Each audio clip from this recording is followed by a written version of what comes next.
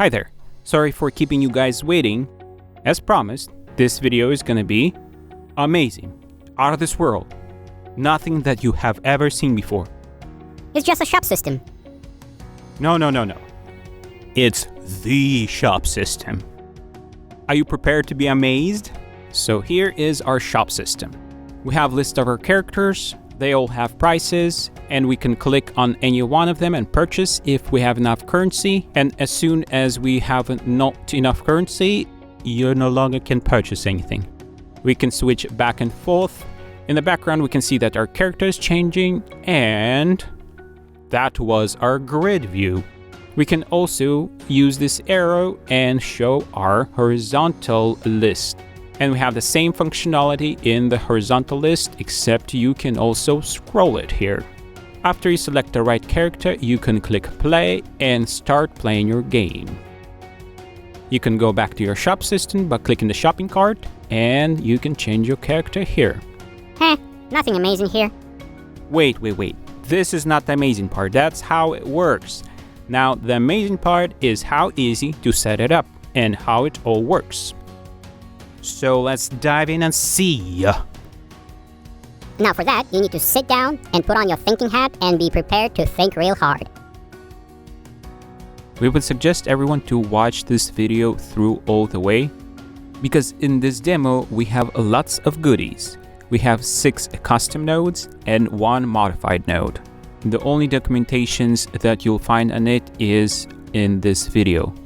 So this video is going to be more on a long side, but we'll go through every single node that you see on this screen and demonstrate how it all works together.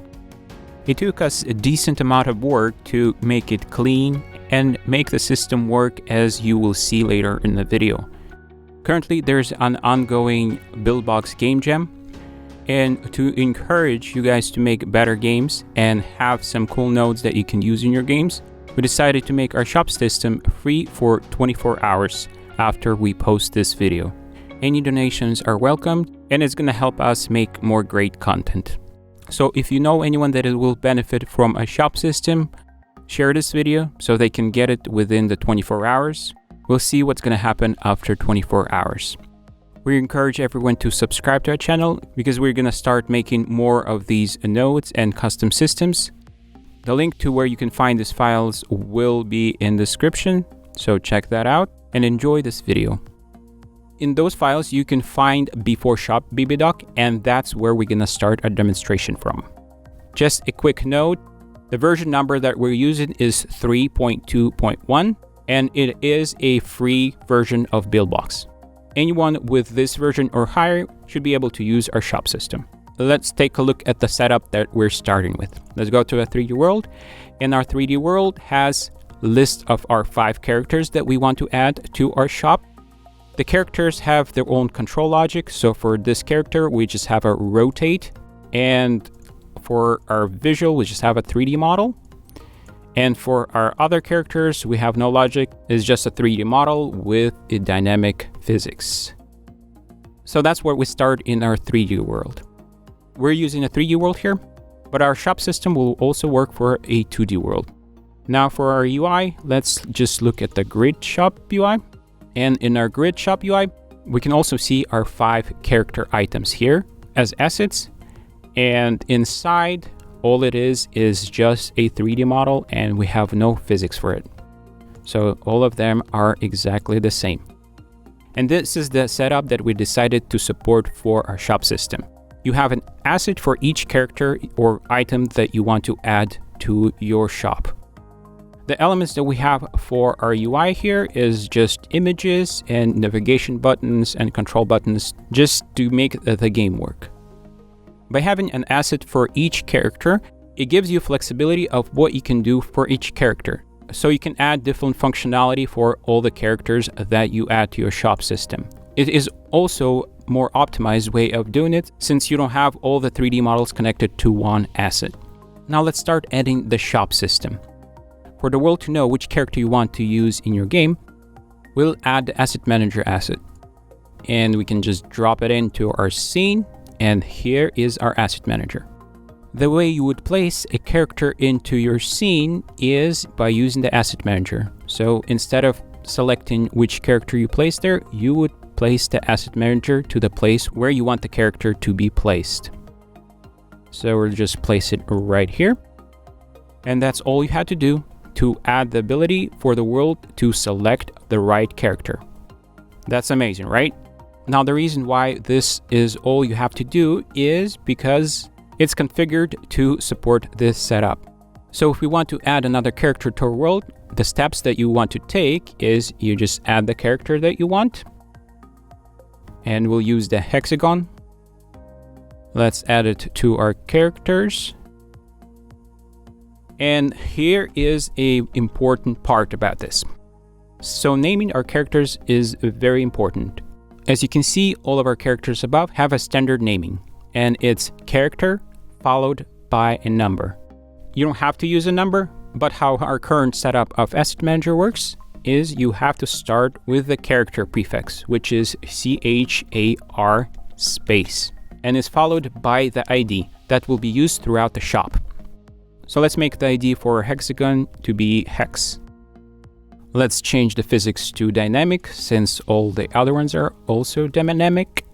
And we can change the color of it to red.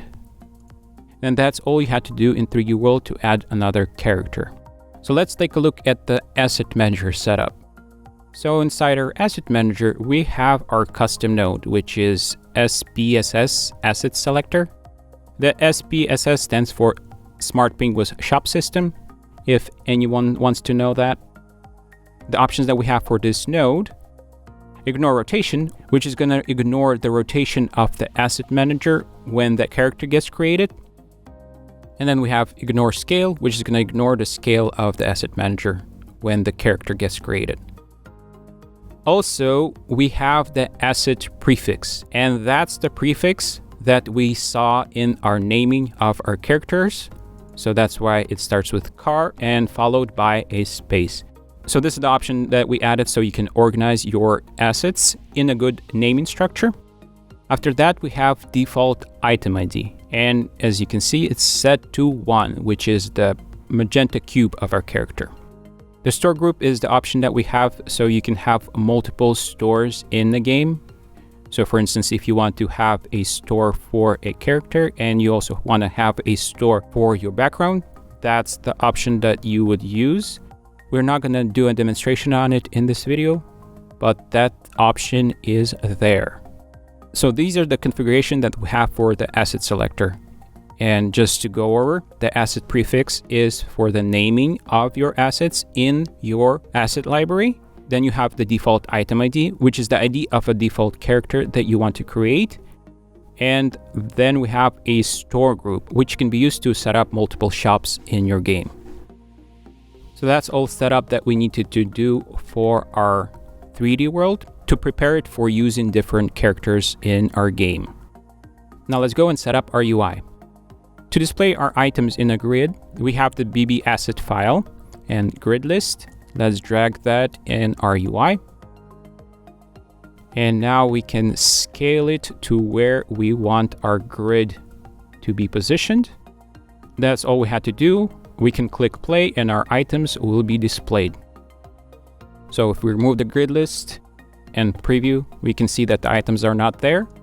If we add our grid list back, we press play and we can see that our items are listed here. But as you can see, we don't have the hexagon here. To add the hexagon, let's duplicate one of our items. So we'll duplicate item 5. The ID that we decided to use for that is hex. So let's name it hex. And let's expand the 3D model. And we want to use the hexagon 3D model. Click save. And the color we used is red. Okay, so our 3D model is here, but if we click preview, we don't see it in our list yet. To add it to our list, we need to go to our grid list. And in our grid list, we have our custom node, the grid list. It's connected through a delay. And the reason for adding a delay is due to the fact that when you load the world, the UI screen gets loaded twice sometimes. To avoid the extra load of our grid system, we added a delay of 100 milliseconds. The options that we have for our grid list is ID list, the asset prefix, which is the same setup as we had for the asset selector. And this is used for our items. That's why we can see our names in our UI start by item. So the asset prefix that we have is item followed by a space. Then we have the number of columns that we want to have in our grid, which is 3. And the row spacing, which we have 2.8. So the ID list is the list of item IDs that we want to display in our grid. You can order them in whatever order you want. Since we want to add our hexagon, let's add the ID for our hexagon, which is hex. By doing that, if we click preview now, we can see that our hexagon is in our grid list. So let's also do a demo of how the columns work. So let's switch to 2 columns instead and refresh. And now we can see that our items are in 2 columns. That's pretty cool. Let's switch it back to 3. And there is our grid. So all we're doing right now is displaying those 3D objects in a grid. There's no functionality in it. So you can use this grid list for other UI purposes. It's not specifically attached to the shop system. It just serves as a grid list. So let's close that up. Now let's add the functionality of purchasing our character. So let's go back to our UI. So now we need to set the price of each item. We can do that by going to our files and selecting the all nodes, adding that to our UI. We don't actually need the all nodes in our UI.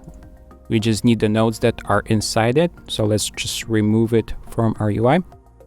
And this asset has all the goodies that we have in our demo. We're looking for the SPSS item node. So let's select it and copy it by using Control-C or Command-C on Mac. And now let's go to our grid UI. Select our first item. And let's paste in our node by clicking Control-V or Command-V. We'll connect it on Created. And then you configure it for this item. So this item is our item ID 1, and we have the item ID 1 set here, and the price for it is 0. So if you set any price below 1, the shop system will automatically mark him as purchased, and it will be available to switch to without using any coins. Then we have the store group, and this is the second place where we have to use the store group. So this store group needs to match with the store group that we used for the asset selector. This store group and the ID are the ones that create connection between the asset selector and the item in your shop. Then we have the option for is default, and the item 1 will be our default item. And the last option we have is the slot asset. And in here, we specify the asset name of our slot, which will be item slot. Currently, we don't have that asset created, but we'll create it shortly. This node also has 4 outputs, and these outputs work like a state machine. Only one output at a time will be set to true, and the other ones will be false. The reason why they are here is for you to have ability of adding custom effects for each specific item. We're not going to add any custom stuff here, but just a quick tip. If you want to convert any of these 4 states into 2 states or 3 states, you can use the state machine for that. And how you can do that is, for instance, let's say that we want to have 2 states, and we want one state when we have purchased or selected, and the other state when we have enough money or not enough money. That's just a quick tip how to convert 4 states to a 2 state. Also, you can do any customization to your item here for visual as you like. So you can add a label if you want and place it where you want. One important thing to know is that you'll have to adjust the Z-axis to make sure that it comes up above your 3D model and your item slot. But those options are still there, and you can use labels to create custom titles for each item. Now let's quickly set up another item, And we'll go to our grid shop and select item 2. And let's paste that item in, uncreate it. And we want to switch the ID to 2. Let's set the price to 150 coins. If you have multiple is default selected, the first item that will be loaded in the list will be selected as the default. But we're gonna go ahead and turn it off. Now we have our item 2 configured and ready to be displayed. Before we continue configuring the rest, let's actually go and add the item slot. So let's find the item slot asset and let's drag that and drop it into our UI. And we don't need it in our UI, we just need it in our asset. So let's remove it from UI. We'll go through the configuration of this asset, but for now, that's all we needed to make the shop work. Let's click play. And as you can see, the items that we configured have the backdrop and the price. So if we click on our cylinder now, we can see that our coins decreased, the item in our world changed, and we switched to a new item. Now that's pretty cool. That's pretty cool. Now that's nice. Right? Oh yeah. Now let's go check out the magic of the item slot. And this is the setup of this asset. So you can see that there's a lot of nodes here. Most of those nodes are for visual effects. The only 2 nodes that you need for the purchasing and the selection of the character to work, the item slot node and the is touch. The item slot currently does not have any options. It gets all the configuration from the items. So we created this item slot so you can keep all your common visual effects of an item in one spot. So if you make any changes to any of these nodes, it will be visible throughout all your items in your shop. So for instance, let's change our animation color, which is currently displayed as the background of the item slot. Let's change it to be blue. Probably not gonna look good, but just to show the effect. So as you can see, we just changed one animation and we can see that change was made on both of our items, which is pretty cool that you don't have to go through all of your items and change the settings for each one of them. Let's switch back to white. The item slot node has the same 4 states as the item node has, but there are 2 more outputs, and these are not state outputs, they are event outputs. And when these events will be sent is when someone clicks and it fails to buy, or if you just bought. And we use those 2 events for effects. As you might have noticed, when you purchase item, it flashes green for 100 milliseconds. And then when you fail to purchase, it flashes red for 100 milliseconds. Also here, one thing we need to mention is the price label and a red price label. So if you want to display the price of your items, you can use these 2 labels, and the names of the labels should be price label or red price label. You don't have to use both of them. The reason why we have 2 of them is so you can use 2 colors. We use the price label for displaying when you have enough money, and we use the red price label when you don't have enough money.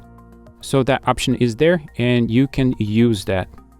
Here we also use the technique of converting 4 states to 2 states to display the coin image or not. And up here we have the scale animation that we use to scale up and down the green box. And to stop the loop, we created a loop breaker node, which uses the enable to determine if it needs to pass the signal through or not. There's one more thing that we did. We modified the isTouch node. So this isTouch node is modified, so you can use a scrolling effect on the horizontal list. And we'll take a look at the horizontal list next.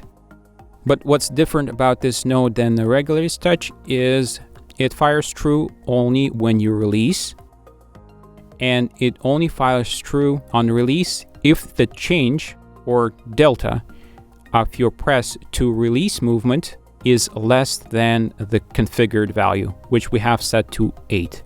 This gives us ability to scroll the list without actually clicking the item. Now, before we go and configure our horizontal list, let's finish up setting up our items, and we'll go to our item 2, copy over the setting and go to item 3, paste it in. And the ID is 3. The price, let's set up to 3,500. And we're done with setting that up. Let's go to our next item, 4. And we'll do the same thing for 5. And the last one, our hexagon. And the ID for this one is hex. And we'll set up the price to be 90,000. It's better to be consistent with your IDs. If you use number IDs, then continue using number IDs. If you're using character IDs, then use character IDs throughout all your items. We'll just mix them in this demo to demonstrate that you can use character IDs and number IDs. Let's preview it now. Click play. And now we can see that all of our items are populated. Let's see if our hexagon works. And here it is, our new character that we just added. So one cool thing to know is that our price label actually shortens the price. So that's why you can see that K meaning for 1,000. So we have support for million and billion and trillion and so on. That's one cool thing that we have available. Now let's check out the horizontal list. Let's close up our tabs and let's switch to our horizontal shop UI first. Let's select our horizontal list and drop it into our UI.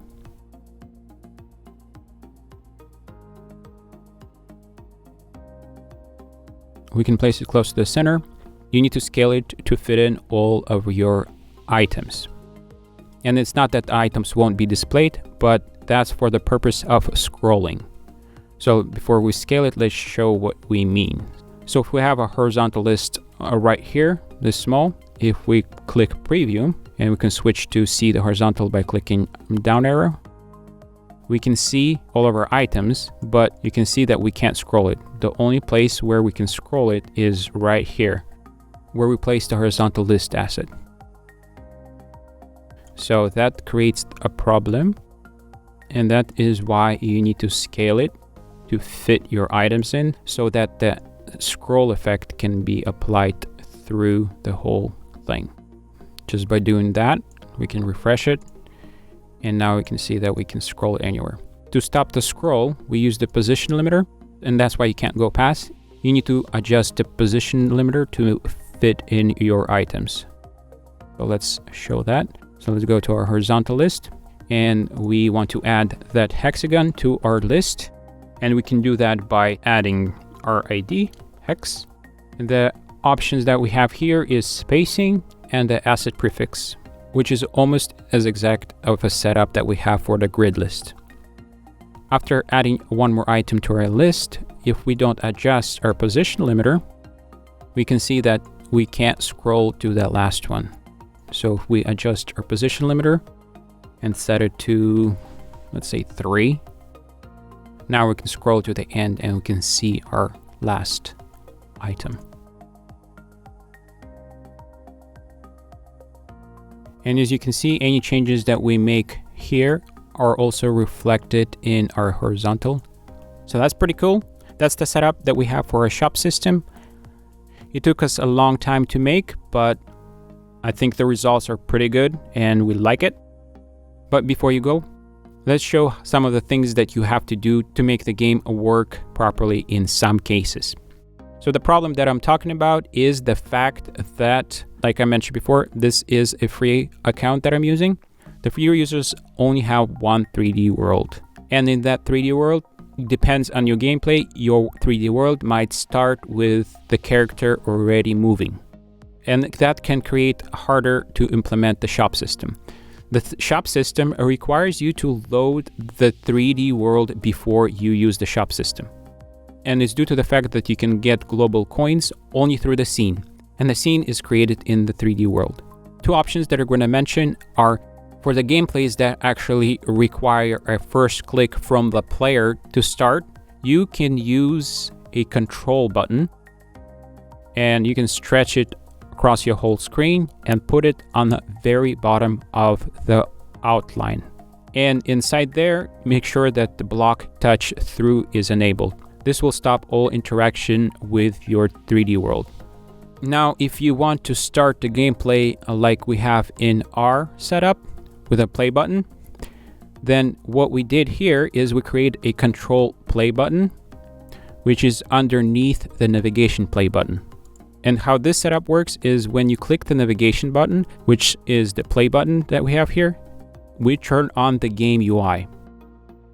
And at the same time, the control play button is also triggered, which then we use that control button. Right here, we have the UI button, and we set up the UI buttons to be control play.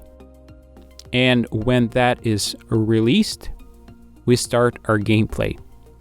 And then we also have one for control cart, which is in our game UI to go to the shop. That one turns off the rotate. This is the second option that you can use to start your gameplay. Let's demonstrate that. So let's go preview. We only have it set up for our cube character. And now if we click play, you can see that the cube starts rotating. And if we click shop, we go back to the shop and the cube stops rotating. So that's the setup you can use to work with that. Another thing that we'll mention is when you switch characters in the shop system, the character will only switch in the background if your world is not paused. If you pause the world, the character won't switch. Any nodes and scripts in the world, when paused, don't run. So that's another thing to note. I hope you found this video useful. If you like this video, click on the like button. Subscribe to our channel if you haven't. And we'll see you next time.